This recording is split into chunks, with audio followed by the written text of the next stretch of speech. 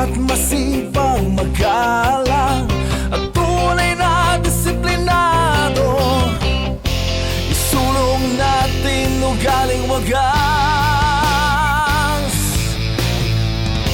mabuting asal lalong itaas. 10 for Pinas, 10 for Pinas.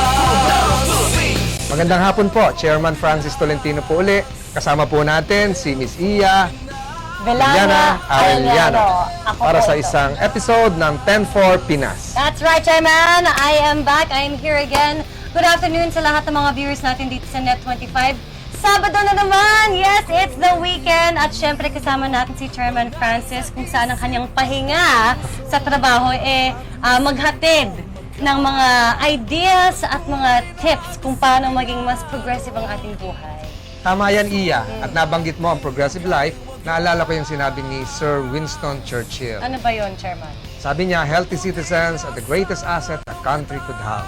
Oy! Kaya ngayon, bilang paghahanda sa tag-init, ay pag-uusapan natin ang public health o pampublikong kalusugan.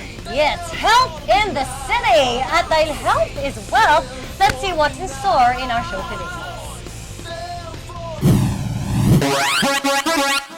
Mga karaniwang sakit sa panahon ng tag-init, tatalakayin natin sa Summer Health Concerns. Ligtas na pagkain pagdating sa kalsada o sa restaurant.